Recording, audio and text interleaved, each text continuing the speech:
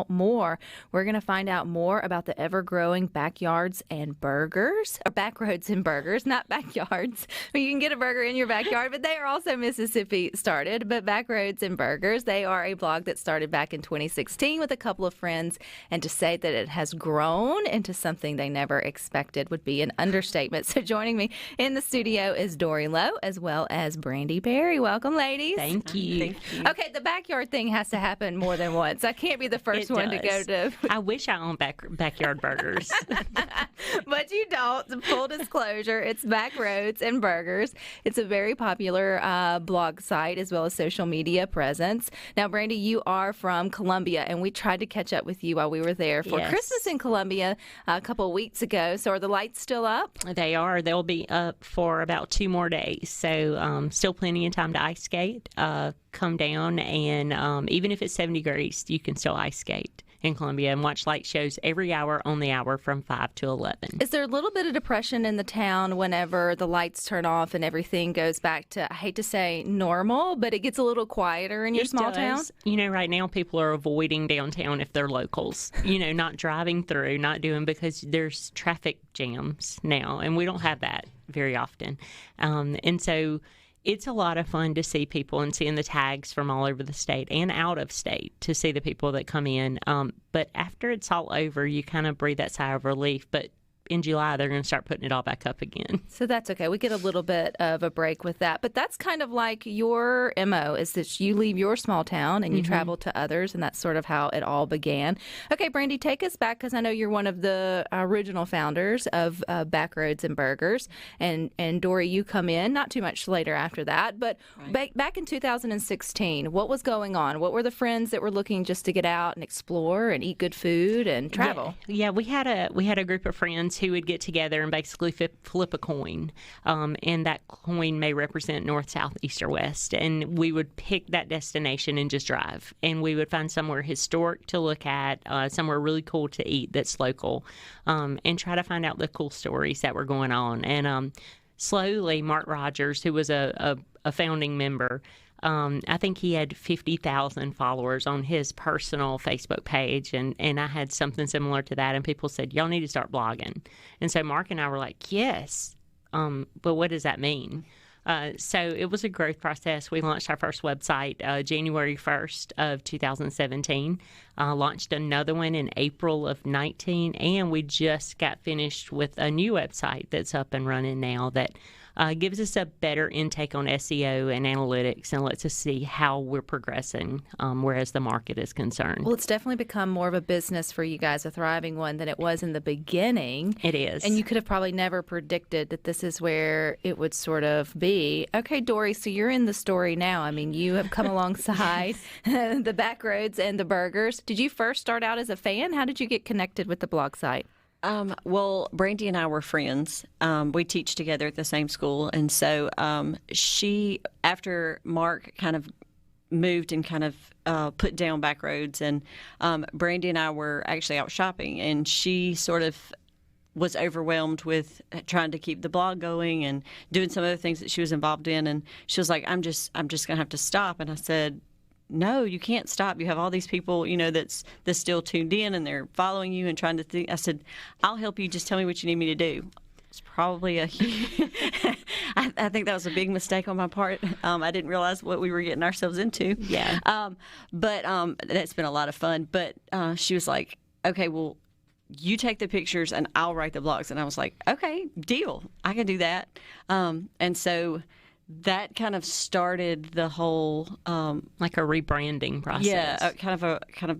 All right, well, how are we going to go about this? Because I really had no idea what we were going to do, And so we just kind of sat down and said, how do we want to go about this? Do we want to, just focus on restaurants? Do we want to focus on, places to stay? How do we want to do this? And so that's kind of how we started focusing on let's focus more on, because it was COVID hit and the world shut down. And we were like, no, we want to start focusing on towns, bringing people back to, local businesses. Where can you go and bring people back to Mississippi and bring people back to, to their local area, and where can they eat, where can they stay, where can they, be involved in their local area. So that's kind of how we've ventured from just where can you go find a good hamburger to like marketing a whole town. And that's the heartbeat, of Backroads and Burgers is local. Shop local, eat local, grow local, any of those things. Like focusing on the small towns that need the most help and need the most people coming in. And for us to uncover a story like Ellenwood, Kansas, it was built by German immigrants, and they built the town underground to begin with because they were afraid of war coming to the U.S. and being able to go in those tunnels, just a few months ago to see how that little town has changed. But at the end of the day, it's definitely about bringing people to small towns, bringing people to local entities and letting those grow, because that's what we all need right now. And usually sometimes food's the first thing that gets us there, right? Like if you told it helps for me. You told me that there were tunnels or there was good food there too. Or there was a good food or maybe like a marker. I may not necessarily, get off the couch. Well, there was and a speakeasy there too. It. So in the tunnel. In the tunnel. Well, there you go. That is that may be a little bit more of an interesting story, but it feels like at least for a lot of travelers, they want the whole experience. They're not just sure you can get burgers anywhere, which we could go into a full-blown argument who's got the best burger here in Mississippi, which I'm sure that you've probably delved into or have delved into in Backroads and Burgers plenty of times. But then they go on and tell you about the restaurant and then about the owners and then about the what sort of surrounds it. Now it becomes a whole experience, and you leave with not only the memory of the good food, but you also take back a little bit of respect for the community. And I think that's what keeps those small towns also sort of thriving. In the beginning, though, Brandi, even though people said you're on to something, were you surprised to watch how many people were just interested in what you were eating? Yeah, it was, it was one of those things that we would post a picture of something, and then the next thing we know, we have the business owner saying, well, thank you for the business. I had 6 people come in today that said they've never been here but saw your post. And starting from that and now getting up to 4 million views a week, on things that we're posting, and we've learned TikTok. Now we don't dance, but we've learned a way to post videos to help market things. LinkedIn, things that you wouldn't expect to be an outlet, but it has been, there's so many times we're on the road and we get to meet really cool people and we stop and think, gosh, we're so lucky to be able to do this, that we stuck to our guns and we rebranded and we did what we needed to do in a really hard time to keep what we love up and going. Well, the really hard time, when you think about it, we talk about all the time how the pandemic hit small businesses and what the ripple effect that looks like, because without thriving small or local restaurants or local shops or places to eat, stay, and play, which is the backbone of Visit Mississippi and more, then it even goes down to the small businesses like you guys with Backroads and Burgers who were helping them. And then how do you, keep getting able to do what you get to do? Did everything just sort of stop for you, Brandi? Dori, I'm not sure if you were in with them then, but did everything just come to a screeching? It did. It did come to just a halt. There, we couldn't travel. There was nowhere to go. Nobody was offering destination marketing packages. Nothing like that was going on. But we were able to sneak in, I guess you'd say, into Hattiesburg. Hattiesburg has this really cool thing called the Hattiesburger Trail. And it has 33 burgers on it. And they highlight all these wonderful burgers. And, of course, when we started helping with them to work on promoting that trail, all the restrictions were still in. But being able to give them that little bit of glimmer, and that started right after we rebranded. We rebranded in November, and in January it just started opening back up again. So it was really awesome. Because people were hungry not only for burgers, but for the opportunity to get out. And we say, we also hear on Good Things, we say, well, at least the pandemic taught us that there was so much great you could do in a short distance from home, which has always been there. Our Mississippi home's always been here.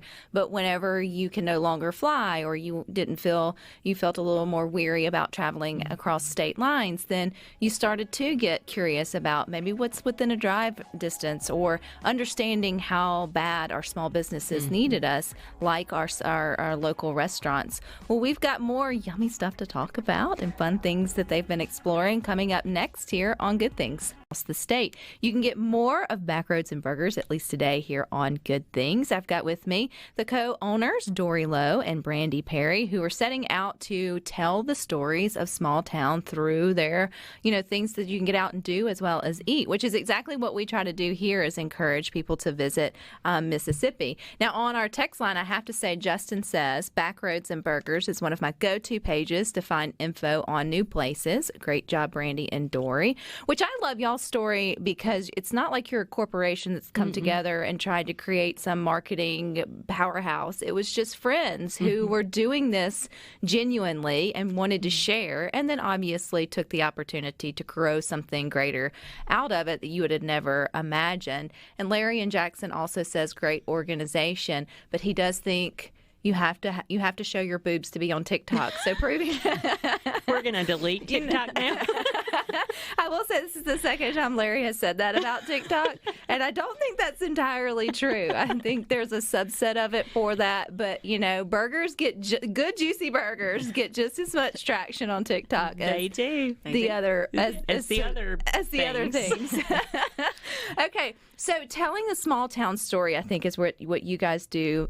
What you guys do best. And here in Mississippi, 82 counties, we've got small towns that are just, to the brim with interesting content to share. So when y'all go into a small town, how do you share their story? What are you looking for? What are the things that stick out to you guys that say other people need to see it and maybe see it from this perspective? I'll go with you, Dori. Especially since you're the one who shares their story visually. That's true. Yes. Well, a lot of times we usually start at the downtown. We like to go downtown. We like to look at the courthouse. We like to look at. We try to find any historical markers that they have, because we like to start with the past and then bring it, to the present. Any kind of anything that we can bring that people would have heard of before from the past, who might have been born there, who's come from there that they might say, "Ooh, I know," like Tupelo with Elvis Presley.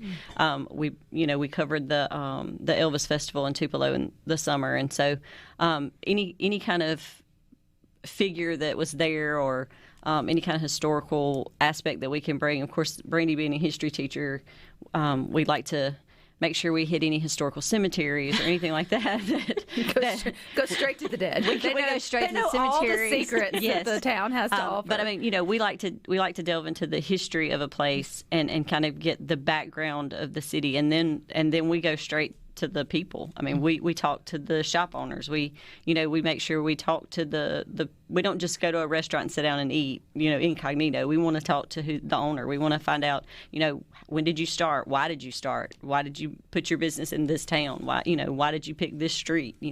So we like to get the history of the things before we ever even promote anything. From the eating perspective, Brandi, not that you both don't eat, but you write about it. I do. And sort of, it's one thing to hear someone has the best burger. We keep harping on that, or maybe the best fish plate, or, even now you mentioned Hattiesburg, they have the only authentic New York pizza. If you haven't been to that place, yet you should, all the way from tamales to seafood and sort of everywhere in between. And when you're just looking at it on a plate, although it takes skill to sort of plate food artistically and tastes good, how do you get someone excited about getting in their vehicle and going there out of their way just to order that dish? I think a lot of times I have to go back to what Dori said, finding out the story about that location. And we were actually talking about a couple of places on the way up here that in the future we'd like to talk to, simply because of their storyline. I feel like what we do, we try to go to the heartstrings, and I feel like the best way to your stomach is obviously through your heart. So if you make it emotional and you make it something that they feel good about, then they can go. Now, there have been some places that we get served some really interesting food, or the largest burger in Mississippi or whatever, that draws people too. But being able to retell a story to a larger audience, is probably one of the coolest things to be able to do, to get to the whys. That's one of my favorite questions. And Dori kind of rolls her eyes when we do this, but when we go in restaurants, I say, the first thing I'll say to the owner is, I have a couple of questions. And my first question is, why did you open this restaurant? And once they start spilling the information that, their grandfather owned that location in the 1930s, in Hattiesburg, there's a restaurant place downtown that's been there since the 1870s.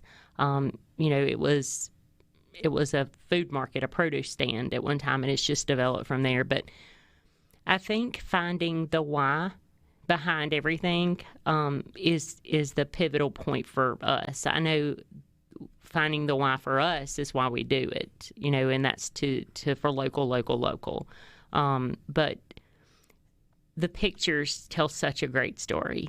And if I can just add a little bit of, words to that to tell why it's so special, then that'll draw people in. But, Dori, I think, does such a great job with her photos and is able to capture the colors and the textures and Which all I the think, beautiful. too, that's why I think locals love their historic spots so well, Yes. right? And a lot with Backroads and Burgers, as well as what we try to do here on Good Things, is to get you out of your local spot and then, maybe try visiting a neighboring town. But it's because the ones that are successful in their small towns, the town knows their why. Like they knew the grandfather, or they understood the building, or they realized it was part of a revitalization sort of plan, and maybe the entrepreneurs that didn't have the best why, they probably don't make it, at least not in the restaurant business. And so, and that's why you show up and you sort of support. I think for dishes, I love the stories of, and again, it's the heartstrings of, well, is that sauce your grandmother's, or was it a fluke or an accident? And those are the type of things that I can connect back to, even if it's something completely different dish for my family. I know it's a shared experience. It is. In that way. Yeah. And there's been a few places that we've sat down, and the first thing we say is, this feels like sitting in my grandmother's on a Sunday afternoon after church, and you get to remember things that maybe you didn't cherish as much when you did it the first time. But that brings back those memories, and then you can share those with other people as well. But, too, when you sit down, when you think it's just fried chicken, it's not just fried chicken. Someone just hollered at me. It's not just fried chicken or just a burger. But in a sense, it sort of is. But then when you leave that place, when you know the story and you go and you enjoy the meal, when you think back to it, you have the fellowship of those that went with you, or even if you went by yourself. But you also have the lingering taste, and you have the whole experience and the smell of the places. All of your senses get into it when you take the time to stop somewhere like that versus just whooping through and getting a bucket of chicken or a burger to go. That kind of There's no emotional tie to that, right? And there's no lingering effect for your trip either. I don't think. No, not at all. And even when we're not working, we always try to stay local. We stay away from chains as much as possible, unless it's an emergency that we have to get something then. But I'm so sorry, taste buds and belly. But I need a Wendy's, like the ice cream. I need that. But it is. I think everywhere has a story. Even we went to eat lunch today, and I was like, wait a minute, this is the same owner that has this, this, and this. And it started coming together because of the similarities on the menu and how well they do certain things on that menu. I'm impressed by the number of people, though, that are starting to connect with local, at least the local dining experiences, and they're wanting to have thoughtful selections. So like on our text line, we just got, what is the name of the restaurant in Hattiesburg? I'm assuming you are mentioning the one that is that's been there for a while. Yeah. You're going that way next week. You would like to stop in. That's Coney Island Cafe. It's in downtown. The Fokakis family has it, and it's fantastic. One of the greatest experiences you'll have. Right. And so having more like intention or thoughtfulness when you think about where you're going to stop and spend your time or your dollars or your calories, I think definitely sort of matters. But the pictures and the sights and the sounds do too, because Dori, we get wrapped up in just running in and eating the meal and not stopping to take in the sights and the sounds, because again, it's all of the senses that create the story of our small towns in Mississippi. But you guys at Backroads and Burgers Burgers have made the conscious decision to travel a little outside of our borders while still being stationed here and maybe even internationally. We'll dive into that and more coming up next. But if you're tuned in or streaming in, you'll see I'm not alone today. I am still joined by Dori Lowe and Brandi Perry. They are the owners of Backroads and Burgers, and they are taking it to the next level, which, it's crazy when you think about, what's the impact of social media on small businesses, especially when we think about our local shops and eateries that are so busy serving up the things that they, adore, as well as the sights and the things to do around in our small towns. You mentioned just the post for you being here on Good Things Today has already gotten how many?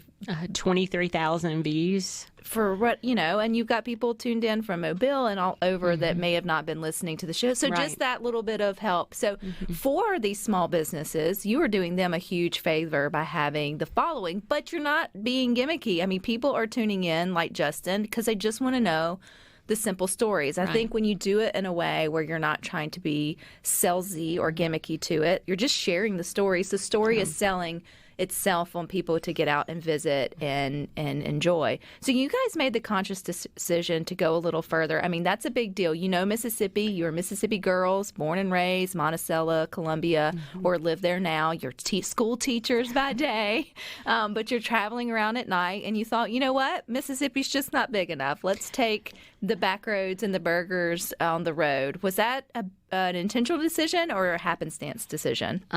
Definitely a happenstance. Last February, during the ice storm, we were supposed to be at a travelers conference in Tupelo, and we went. Very carefully went there. We weren't sure we were going to go, but it literally changed the entire outlook of our business. So while we were there, we met with different CVBs, convention visitors bureaus, tourism bureaus from all over the country, some virtually because they were snowed in or their flights were canceled. And one of those people was from Johnson City, Tennessee, and Northeast Tennessee Tourism. And another of those individuals was Christina Hayes from Great Bend, Kansas. We reached out, said, great to meet you. If we can ever do anything to help, let us know. It was a very blanket email. Just, we've done our duty. We think that, if it ever comes up, we'll be able to. So Johnson City, we have been there 3 times now? 2 times. 2 times, and then we're going back in March. We're going back in March to work with Bristol, Tennessee and Bristol, Virginia, which is because of these friendly folks. They're awesome. They feel like family to us now. And then Christina also reached out, and we headed to the plains of Great Bend, Kansas, which is so different than Mississippi. We didn't see hardly any trees after we left Oklahoma. But it's beautiful. Oh, yeah. Seeing an open range for the first time that is, could be hundreds of miles wide. It's very intriguing, a different culture. We're going to Greece this summer. It is not Backroads and Burgers. Are there Backroads in Greece? Are there burgers? Yeah, there are burgers. We have seen Greek burgers. We have already researched. I figured that was a very Americanized version of Greek food was to turn it into a burger. Yeah, put some aioli on it and it changes things. So, but we're hoping while we're there, a big thing that I plan to do as the writing aspect of this team is to start pitching things, not only to visit Greece, but maybe some of the other countries that we border while we're there. And you never know what that'll open up. I'm perfectly fine with going back to Greece, all expenses paid, anything like that. But, social media is huge. And I think that's just an understatement. But a few weeks ago, we were at school, and after school, I got a notification on Twitter. And it was from Rockford, Illinois. And they said, we've been following you. We like what you're doing. Find a time to come visit us, and so we're thinking like November of next year because our schedule's pretty busy. And so they said, July's good if that's good with you. So we're going to try to figure out a way to fly into Chicago and go to Rockford and work with them. But that's a much larger town than what we've worked for. So that'll have some challenges for sure. Do you ever miss, Brandi? I know, Dori, you weren't there at the beginning with flipping of the quarter, going northeast, southwest, and just sort of going with the flow. Do you ever want that, Dori, or do you ever miss that, Brandi, of the simplicity of it all in the beginning? I appreciate what it was, but and I would say that there's still some simplicity now. They give us an itinerary, and we just go to town. Wherever we go, we start from the top, and we make sure that whatever itinerary we get, we go and do every single thing on that itinerary. And we ran into some folks that were shocked that there were still bloggers that did that. And apparently some bloggers skip around, decide what they want to do, and then that's it. But we have driven into Johnson City at 4 a.m., hiked at 7, had breakfast by 8:30, and changing clothes in a Walgreens to make it to our next meeting. So we in love the Walgreens, not in the parking lot of the Walgreens. Oh, it was in the parking lot. It was in the parking lot. It was in the parking lot. It was in the parking lot. These Mississippi Hicks coming up in a Walgreens getting naked. It was in the He parking did lot. say boobs make TikTok great. Right. We did not have TikTok then, thankfully. There's one way to get viewers. Yeah. And then there's the other. So obviously it's connecting. And you talk about the sea of blog sites and stuff out there. I think blogging was that one thing. It was a gold mine, or it was the Wild West at once, and now it feels like it's kind of been conquered. But again, it goes to show that if you're diligent in what you're doing and you're connecting with the people, they will keep coming back to that site. So, I mean, what keeps you motivated to stay with maybe the platforms that are working? The return on our investment. One of the things that, and Dori can tell you that I am quite a numbers nerd. I am very invested in finding out why a post doesn't do as well as I assume it should. So I'll go through each of our hashtags and determine which one is kind of outdated and which one I should, go with, and then determining which people have followed us before and which ones haven't, and why we're suddenly reaching them.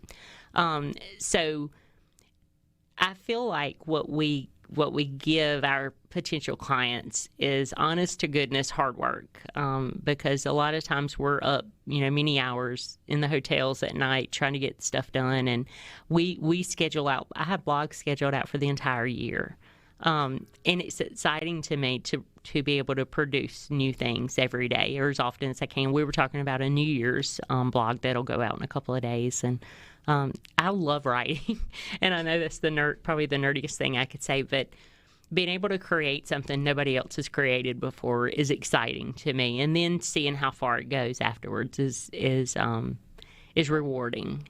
And if somebody can get something from that and make their life better because of it, that makes me excited. Yeah, I was going to say the flip side of that is what keeps us going is knowing that we're getting people out and getting to experience the same things that we're experiencing. I mean, like they're asking, where to go eat in Hattiesburg, and we're sending them to the people that we've met, and they get to experience the things that we've experienced. So that kind of keeps us motivated to go and find these places for people that may not know where to go.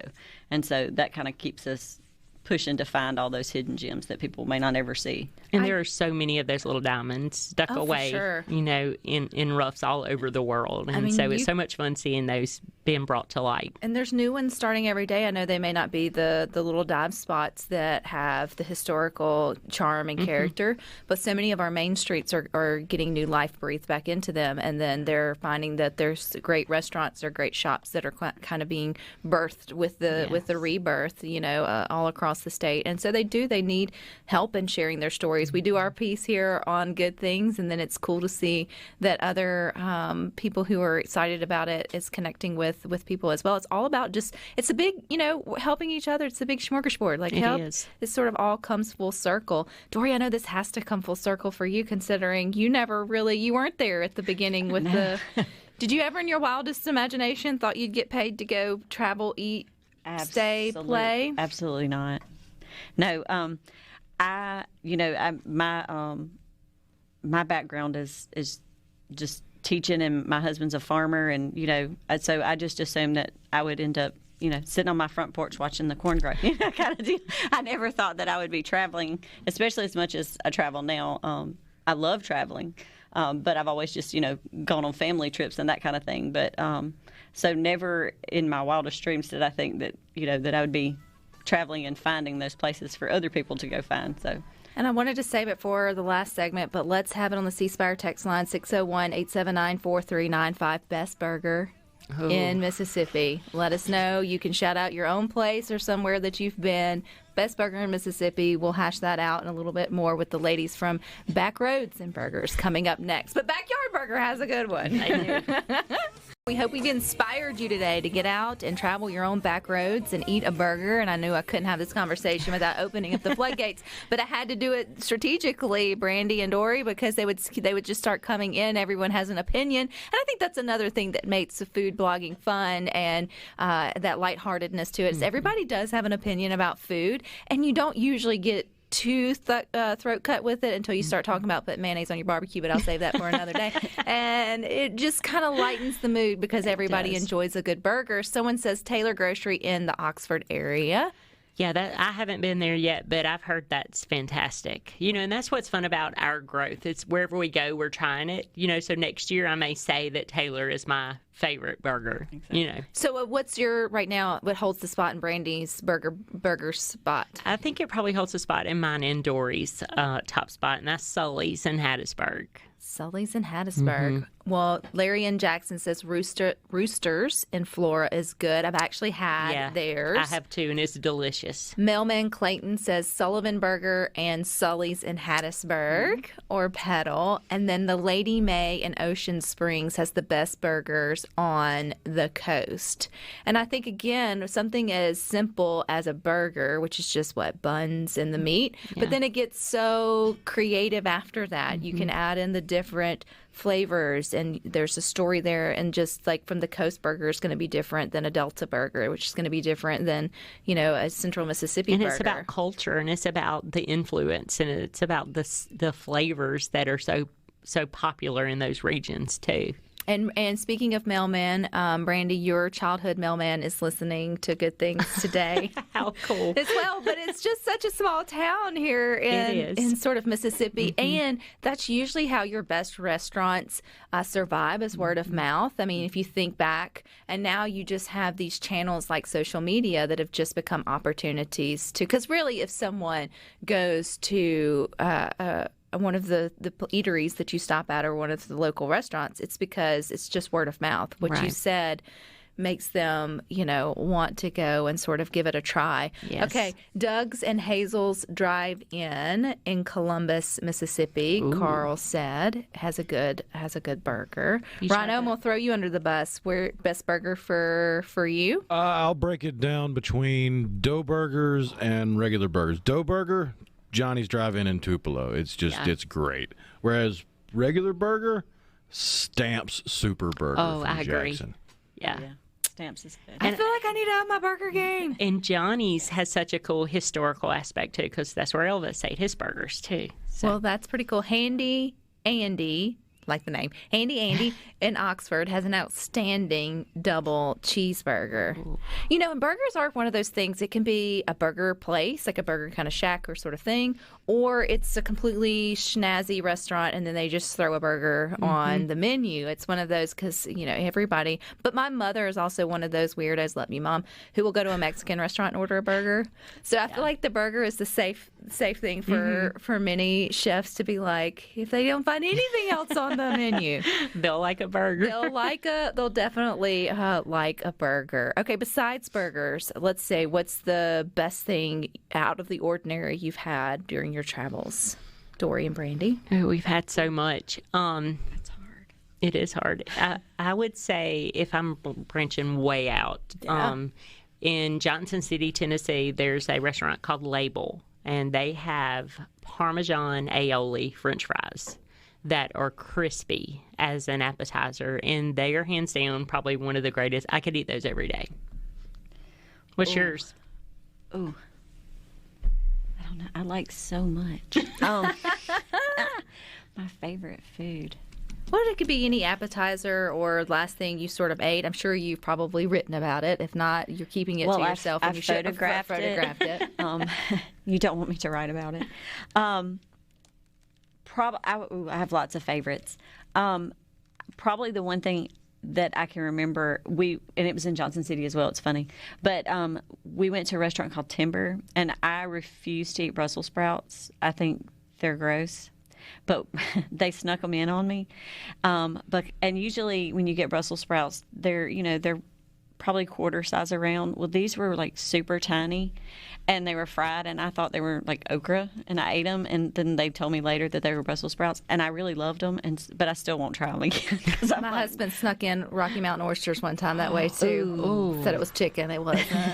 That was not chicken. It wasn't as bad as it sounded on the menu. Westside Market really in Greenwood, John said, has a good burger, and Burgers and Brew in Ridgeland has a good burger. Jeff in Oxford, as well as Dorothea's in Summit, has a great just not far from Doritos. I knew I was going to mess it up.